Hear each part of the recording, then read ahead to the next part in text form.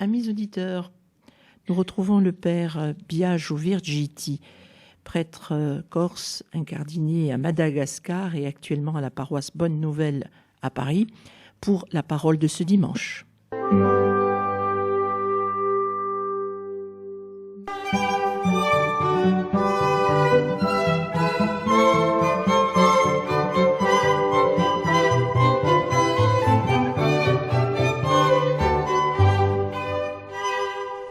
Chers amis de votre radio chrétienne, nous voici arrivés au centre de l'année liturgique, au cœur de la vie chrétienne, la Pâque du Seigneur ressuscité.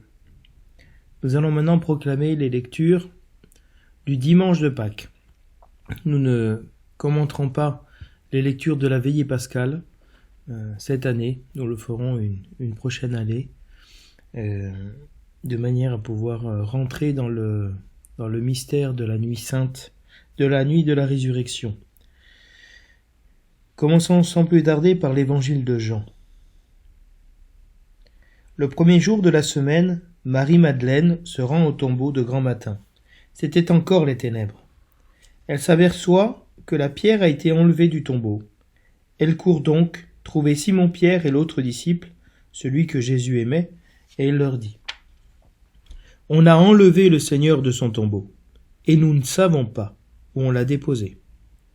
Pierre partit donc avec l'autre disciple pour se rendre au tombeau. Ils couraient tous les deux ensemble. Mais l'autre disciple courut plus vite que Pierre, et arriva le premier au tombeau. En se penchant, il s'aperçoit que les linges sont posés à plat. Cependant, il n'entre pas. Simon-Pierre, qui le suivait, arrive à son tour. Il entre dans le tombeau. Il aperçoit les linges posés à plat, ainsi que le suaire qui avait entouré la tête de Jésus, non pas posé avec les linges, mais roulé à part, à sa place. C'est alors qu'entra l'autre disciple, lui qui était arrivé le premier au tombeau. Il vit et il crut. Jusque-là, en effet, les disciples n'avaient pas compris que, selon l'Écriture, il fallait que Jésus ressuscite d'entre les morts. Des Actes des Apôtres. En ces jours-là, quand Pierre arriva à Césarée, chez un centurion de l'armée romaine, il prit la parole et dit: Vous savez ce qui s'est passé à travers tout le pays des Juifs, depuis les commencements en Galilée, après le baptême proclamé par Jean. Jésus de Nazareth. Dieu lui a donné l'onction, d'Esprit Saint et de puissance. Là où il passait, il faisait le bien. Il guérissait tous ceux qui étaient sous le pouvoir du diable, car Dieu était avec lui. Et nous sommes témoins de tout ce qu'il a fait dans le pays des Juifs et à Jérusalem. Celui qu'ils ont supprimé en le suspendant au bois du supplice. Dieu l'a ressuscité le 3e jour. Il lui a donné de se manifester non pas à tout le peuple, mais à des témoins que Dieu avait choisis d'avance. À nous qui avons mangé et bu avec lui, après sa résurrection d'entre les morts. Dieu nous a chargés d'annoncer au peuple et de témoigner que lui-même l'a établi juge des vivants et des morts. C'est à Jésus que tous les prophètes rendent ce témoignage. Quiconque croit en lui reçoit par son nom le pardon des péchés. Le refrain du psaume nous dit: Voici le jour que fit le Seigneur, qu'il soit pour nous, jour de fête et de joie. Rendez grâce au Seigneur, il est bon, éternel est son amour. Oui, que le dise Israël, éternel est son amour. Le bras du Seigneur se lève, le bras du Seigneur est fort. Non, je ne mourrai pas, je vivrai, pour annoncer les actions du Seigneur. La pierre qu'ont rejetée les bâtisseurs est devenue la pierre d'angle. C'est là l'œuvre du Seigneur, la merveille devant nos yeux. Voici le jour que fit le Seigneur, qu'il soit pour nous jour de fête et de joie.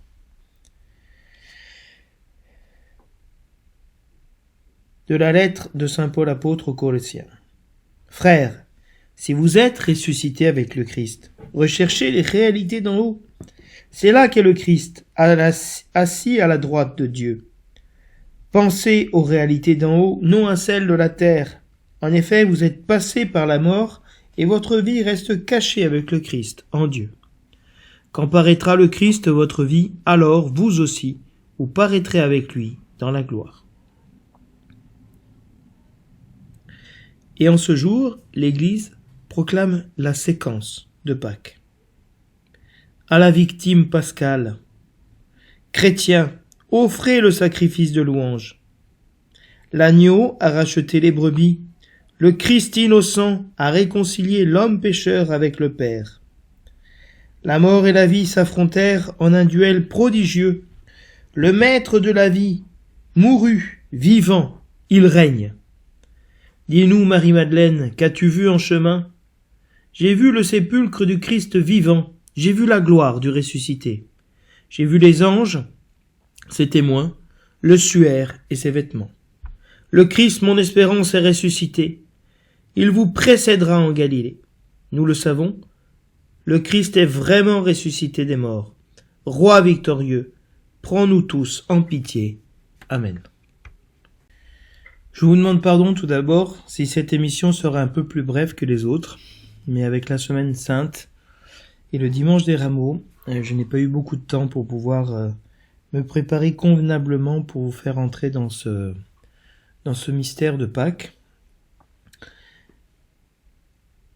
Mais comme vous le savez, le Seigneur nous donne 50 jours pour pouvoir entrer dans le mystère pascal, pour que cette Pâque, véritablement du Christ qui est ressuscité, s'accomplisse dans notre vie pour que nous ressuscitions nous aussi avec lui, mais pas de manière charnelle, mais de manière spirituelle, comme nous le dit saint Paul dans l'Épître, si vous êtes ressuscité avec le Christ.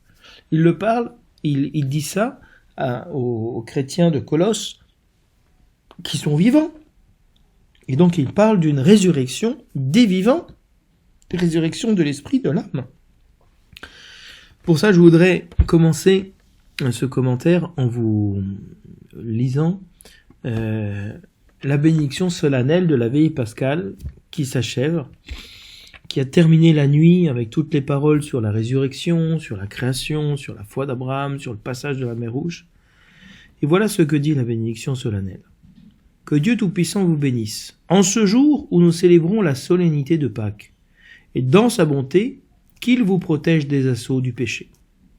La première chose, c'est qu'il y a des assauts du péché, même après la résurrection. Il vous régénère pour la vie éternelle, par la résurrection de son Fils unique, qu'il vous comble de la vie sans fin. L'Église veut nous combler de la vie sans fin que Jésus-Christ a remportée pour nous dans sa résurrection. Et voilà la troisième bénédiction qui dit ceci. Ils sont finis les jours de la passion du Seigneur. Vous qui célébrez avec allégresse la fête de Pâques, venez avec son aide prendre part en exultant aux fêtes qui s'accomplissent dans la joie de l'éternité. Véritablement, les jours de la passion du Seigneur sont terminés. La mort a été vaincue. La vie a eu le dernier mot. Et nous célébrons maintenant pendant 50 jours cette allégresse de la fête de Pâques qui se développe dans le temps. Pâques n'est pas un seul jour. Pâques est 50 jours. Et que nous pouvons avoir part à une exultation véritable. C'est pour ça que dans la manière dont nous avons vécu le carême, à travers la pénitence, les mortifications, la conversion surtout, nous goûterons véritablement de cette exultation pour rentrer dans la joie de l'éternité. La prière d'ouverture de la messe de Pâques nous dit « Aujourd'hui, Seigneur Dieu, par ton Fils unique, vainqueur de la mort, tu nous as ouvert les portes de l'éternité. Tandis que nous fêtons solennellement la résurrection du Seigneur, nous t'en prions. Accorde-nous d'être renouvelés par ton Esprit, pour que nous ressuscitions dans la lumière de la vie. » Il y a véritablement un enjeu. Jésus-Christ est ressuscité. Ça fait 2000 ans qu'il est ressuscité. L'Église a besoin, les chrétiens ont besoin de ressusciter chaque année, dans leur âme et leur esprit.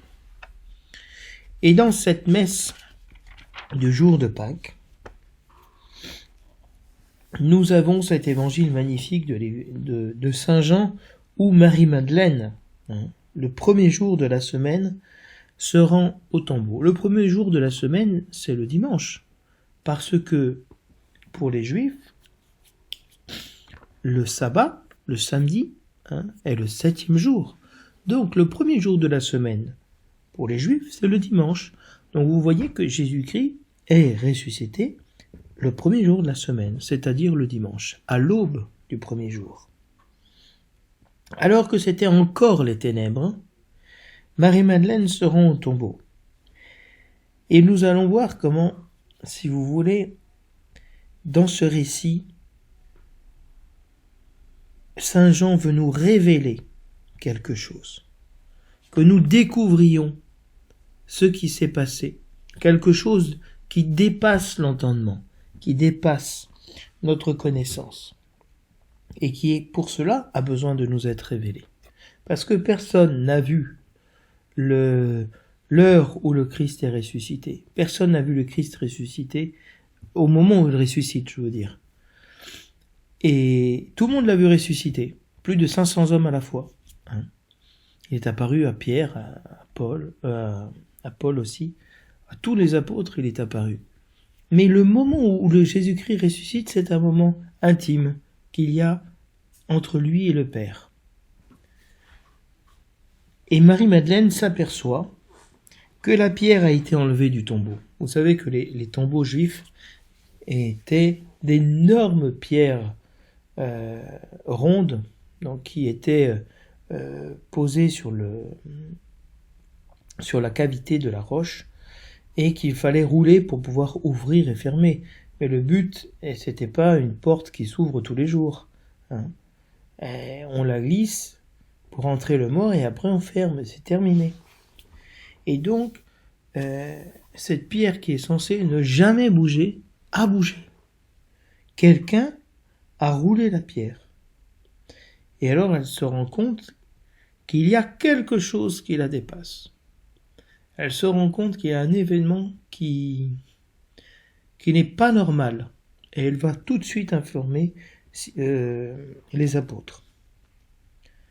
Et elle leur dit une chose: on a enlevé le Seigneur de son tombeau. Donc c'est pas seulement la pierre qui a été roulée, qui a été enlevée, c'est le Seigneur qui a été enlevé du tombeau. Et qu'est-ce qu'on a fait de son corps? Où est passé son corps? Et Pierre, avec le disciple bien-aimé, qu'on a identifié comme étant Saint Jean, l'évangéliste, se courent au tombeau. Ils courent tous les deux, parce que l'annonce de cette nouvelle les bouleverse. Parce que s'ils ont perdu l'être qu'ils aimaient, c'est une chose.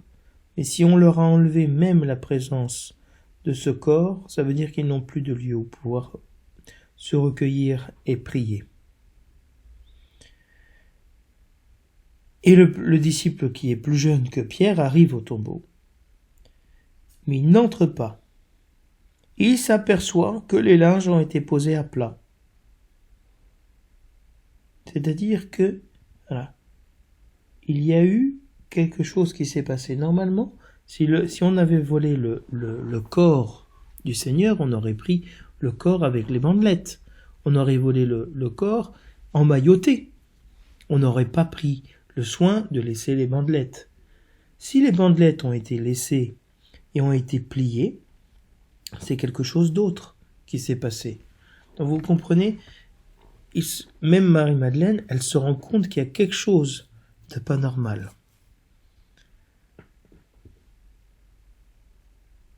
Simon-Pierre, lui, entre, il aperçoit les linges qui ont été posés à plat, donc qui ont été pliés, le suaire qui couvrait la tête de Jésus, qui n'a pas été posé avec les linges, mais roulé, à part. C'est-à-dire que Jésus-Christ s'est réveillé, il s'est réveillé et il a rangé les bandelettes. Il a laissé un signe de sa résurrection, même à travers les bandelettes qui ont été enlevées et le suaire qui a été bien rangé à sa place. Et que se passe-t-il? En voyant cela, ils comprennent que le corps n'a pas été volé, que Jésus-Christ avait annoncé qu'il ressusciterait d'entre les morts. Il voit et il croit. Il vit et il crut. Parce que jusqu'à ce moment-là, les disciples n'avaient pas compris il était nécessaire que Jésus-Christ ressuscite d'entre les morts. Cette résurrection est nécessaire parce qu'elle vient combler véritablement le projet de Dieu dans la création d'Adam. L'homme n'a pas été créé pour la mort, mais pour la vie, et pour la vie immortelle. Et Jésus-Christ laisse un signe. Vous voyez, dans ce dimanche, nous ne voyons pas Jésus-Christ ressuscité. Nous ne le voyons pas. Nous voyons des signes qui annoncent qu'il est ressuscité, qui nous font comprendre qu'il est ressuscité. Et cela, si vous voulez, c'est très intéressant parce que Jésus a laissé des traces pour que nous voyions et que nous puissions croire, en analysant ce que nous avons vu, qu'il laisse des signes de sa présence pour que nous allions à sa recherche. Ici s'ouvre, dans ce dimanche de Pâques, à travers cet évangile, une quête, la quête du Jésus ressuscité. Dans toutes les séries que peut-être vous regardez, ou les feuilletons, ma grand-mère regardait beaucoup de feuilletons à l'époque, dans ces feuilletons, il y a toujours un suspense. Ah, qu'est-ce qui va se passer? Et nous, on va, de feuilleton en feuilleton, d'émission en émission, chercher à comprendre, à découvrir. Et donc cette dimension de la quête, de l'attente, elle est très importante. Parce que se donne le Seigneur dans cette quête. Il laisse déjà des signes de sa présence.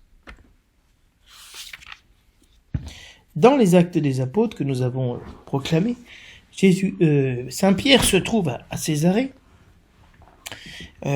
chez un païen, chez Corneille, et il annonce ce qui s'est passé. Depuis le baptême de Jésus-Christ, par Jean, Dieu lui a donné l'Esprit Saint, et il guérissait, il faisait le bien partout. Il libérait ceux qui étaient sous le pouvoir du diable. Et c'est justement dans cette nuit de Pâques que le Seigneur a vaincu le Pharaon.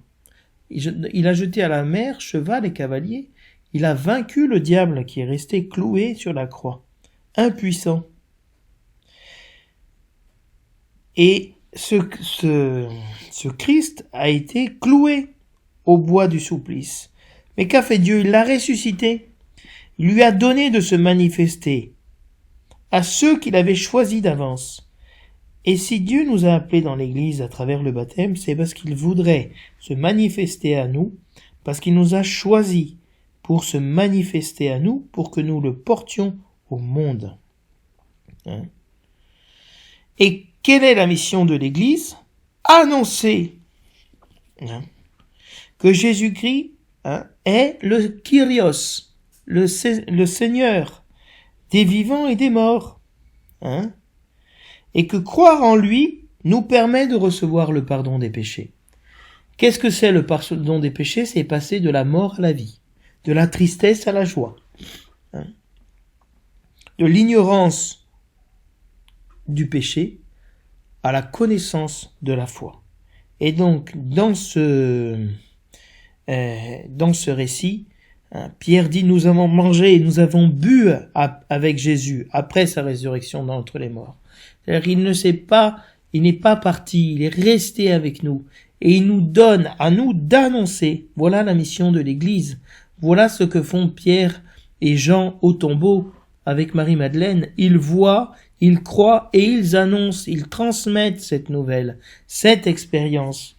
Alors nous pouvons dire avec le psaume, voici le jour que fit le Seigneur, jour de fête et de joie. Quel est ce jour qu'annonce le psaume? Le jour de la résurrection du Christ, le jour où le Christ est ressuscité d'entre les morts. Oui, le Seigneur est bon, éternel est son amour, Son amour est éternel, parce que la vie qu'il nous donne en Jésus-Christ ressuscité est éternelle. Le bras du Seigneur est fort. Oui, parce qu'il a vaincu la mort. Et ce psaume dit, « Je ne mourrai pas, je vivrai pour annoncer les actions du Seigneur. » Oui, que je vive ou que je meure, dit saint Paul, que ça soit au nom du Seigneur. Et donc, toute notre vie, à nous chrétiens, est cachée dans le Christ. Et donc, nous ne mourrons pas, même si notre corps sera voué à la mort, nous vivrons. Et nous vivrons pour quoi faire? Pour annoncer les actions du Seigneur. Quelles actions? Que le Seigneur nous a fait passer de l'esclavage à la liberté, de la mort à la vie, qu'il nous a sauvés, qu'il est bon, qu'il est amour. Et cette pierre qu'ont rejetée les bâtisseurs, ce Messie crucifié dont Israël n'a pas voulu, est devenue la pierre d'angle, la pierre sur laquelle on a construit tout l'édifice. Ça, c'est l'œuvre du Seigneur, que celui qui a été refusé, rejeté, est devenu le pilier du monde, la merveille devant nos yeux. Donc véritablement, ce que nous refusons de notre vie, nous rejetons, c'est Jésus-Christ que nous rejetons. Or, Jésus-Christ a été la pierre d'angle qui a été rejetée, mais sur laquelle Dieu a construit. Alors saint Paul continue en disant, vous êtes ressuscités avec le Christ. Vous avez été ressuscités, parce que dans le baptême, nous avons été ensevelis dans la mort avec le Christ pour ressusciter avec lui. Alors, c'est inutile de chercher les réalités matérielles, véritablement. Ou sinon, nous sommes comme la truie qui retourne à son bourbier, ou le chien, nous disent les épîtres, retourne à son propre vomissement. Non, nous avons été libérés de l'esclavage de la mort, l'esclavage du péché. Donc si nous sommes ressuscités avec le Christ, vraiment nous le sommes.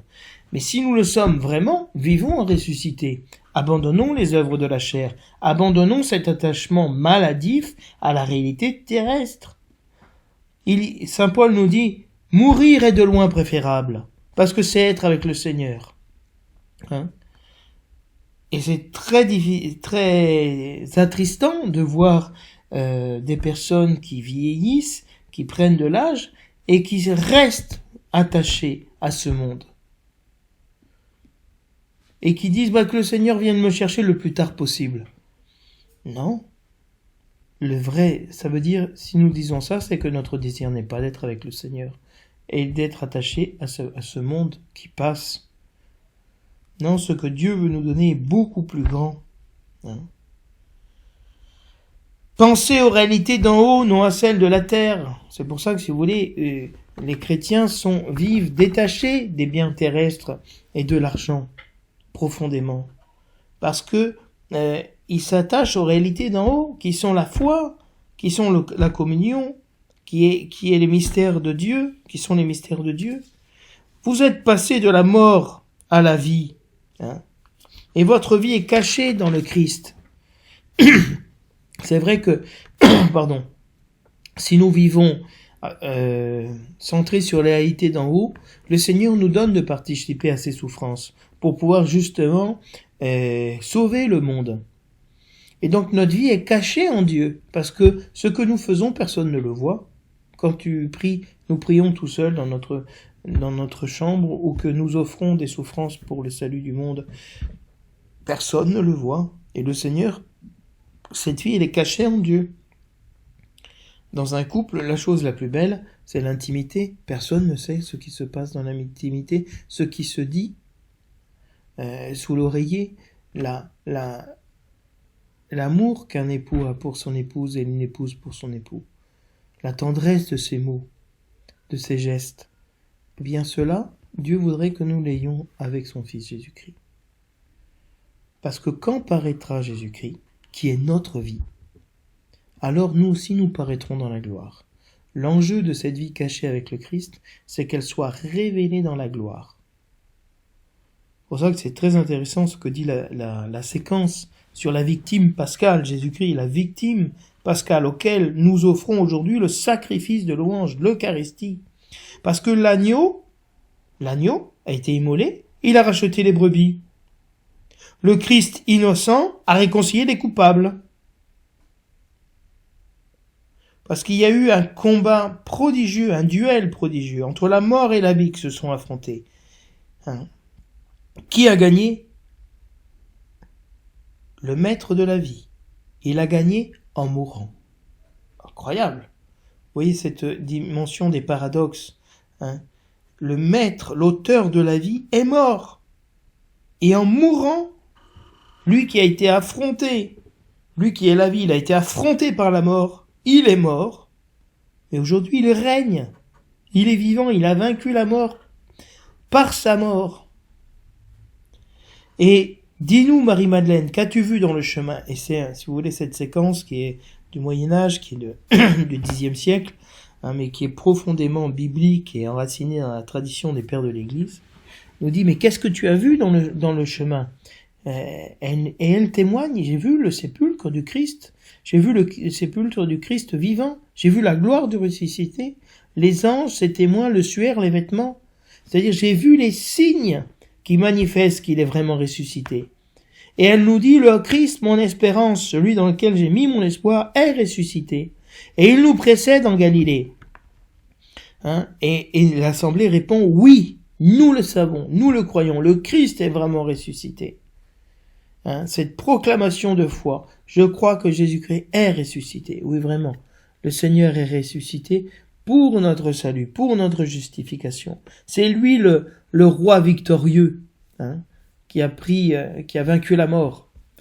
Et la préface de Pâques nous dit, hein, aujourd'hui, hein, le Christ est glorifié. Le Christ, notre Pâques, a été immolé, égorgé. Il est l'agneau véritable qui a enlevé les péchés du monde. En mourant, il a détruit la mort. En ressuscitant, il nous a rendu la vie. Donc, nous rentrons dans la joie pascale, dans le mystère pascal, en étant nous aussi semblables au Christ, en mourant à nous-mêmes, à ce monde qui passe, au vieil homme, nous détruisons la mort avec Jésus-Christ. Et il nous ressuscite, il nous rend la vie. Alors je vous invite vraiment à rentrer dans ce temps de Pâques avec une grande joie, parce que nous verrons comment tous ces dimanches de Pâques, Jésus-Christ va se révéler, va se manifester. Et donc nous allons suivre sa présence, non seulement dans les évangiles qui seront proclamés chaque dimanche, mais surtout dans les événements que Dieu nous donne. Chaque jour, le Seigneur se montrera à nous ressuscité. Il viendra nous visiter. Ce sont 50 jours où Jésus-Christ va manifester sa présence de manière plus efficace, plus évidente à nos yeux. Alors suivons les pas du ressuscité, marchons derrière lui, hein, dans ce temps, parce que le Christ, notre Pâques, a été immolé. Il a vaincu la mort. Alors je vous souhaite à tous et à toutes, une très bonne Pâques, buona Pasqua a tutti, hein, que vous puissiez faire une belle merendelle, un beau lundi de Pâques, hein, en famille, en fêtant cette résurrection, hein, en faisant cette bataille de dur comme on faisait à Merendelle, à Cervioni, quand j'étais petit, et parce que c'est l'œuf, la coquille est brisée, hein, le poussin sort, hein, nous pouvons manger le fruit de cette résurrection. Alors je vous invite vraiment, et je vous souhaite une très sainte Pâques, que le Seigneur fasse resplendir sur vous son visage, vous donne sa joie et une joie éternelle. Abèche.